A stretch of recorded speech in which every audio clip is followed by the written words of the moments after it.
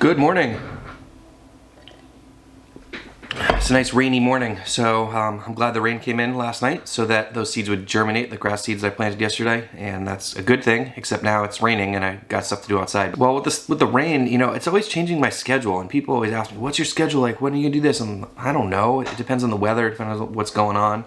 Although I feel like I do need to work more on a schedule right now with the kids because they're gonna be home for who knows how long. I'm sure you guys are all going through similar stuff. I don't know. We gotta figure something out because they've just been hanging out.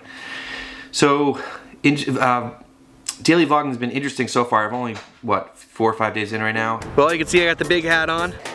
Yeah, I would say that we found the corner of the foundation. Forgot these bad boys. I'm just totally out of practice here. Maybe you guys will use more than one box now. No, probably not. Probably all use the same box. It's been interesting because you gotta put yourself on camera every day, which most people don't do. And I feel like it's making me more productive, which is a good thing. And so today we're gonna head down to the farm and check on stuff. I haven't been there in a couple days, and because you know I got the irrigation set up on a timer, but I'm gonna bring some seedling trays down there and maybe prep a bed, maybe do some transplanting. I'm not sure. We'll see. So that's what's in store for today. And you know, for the rest of this week, the main goal is really to get the irrigation hooked up as much as possible. If we can get the pump installed and make some connections, I'd be really happy. And we only have a few more weeks really till we're gonna be planting beds out in the field and, you know, cranking after that. Here's some of the trays that I've got going right now. This is where I harden them off. I've shown this in other videos before. It works pretty well most of the year, besides when it's below freezing, I'll take plants in. I'm usually not hardening off plants when it's below freezing, but and then in the middle of the summer when it's super, super hot, I can't just drop them out here. They'll just get cooked, so I'll have to bring them out a couple hours a day kind of thing. And so we got some kale, lettuce, and green onion. This kale was planted just in case. I wound up not needing this because I planted a previous batch. This lettuce, I don't have a bed for it at Raleigh City Farm. I'll probably plant some of this here. And then I also have this green onion, which is looking great. I'm gonna bring this stuff down to the farm today. Maybe get this transplanted, if not today, sometime this week. Definitely got some solid rain overnight. Ground's looking nice and wet. Chickens are happy, busy. Well, this is the back of the car right now. Getting ready to go down to the farm. Have to bring the tilter with me. I usually leave it there, but I needed it here yesterday. And I got those cell trays in here. And normally this isn't a big deal because I have the seats down. I could put a lot of flats in here, but right now I got the kids with me, so this is all I got. But it will work. Eventually we'll set up some sort of nursery space down at the farm, but for me right now, I'm not there every day, so I can make sure I'm monitoring the plants when I'm home, watering them, taking care of them, that sort of thing. Down at the farm, checking on what's going on in the tunnel, and stuff's growing pretty well.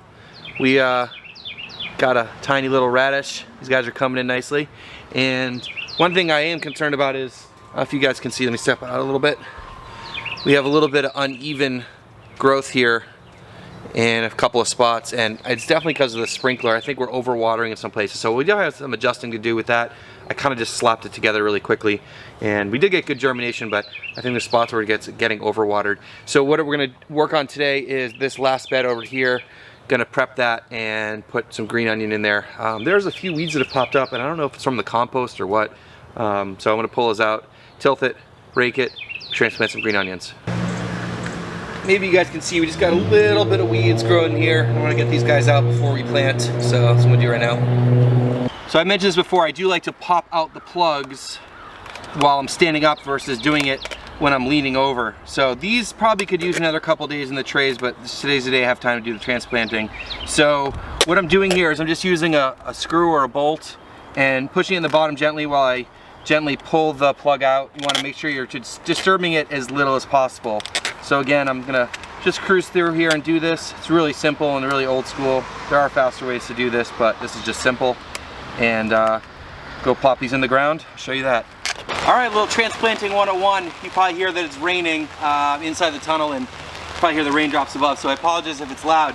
I keep it really simple. I use a measuring tape. These are green onions. I do them 3 rows at 4 inches in row. And if you're doing this for the first time, you can take like a handle or a finger and run lines down. I'm doing this basically in thirds. I've done this so much that I can just eyeball it. And I am a right-handed person, so I keep the tray on my right-hand side, and I just pop them in every 4 inches. So super simple. You don't really have to go crazy with digging perfect holes. Get them in, get them covered, move on. You want to try to do this as quickly as possible because you're leaning over and this is hard on your back. If your back can't handle this, you can always sort of like squat like this from the side and just do it from both sides. But to me, the fastest way is just to straddle the bed and go for it.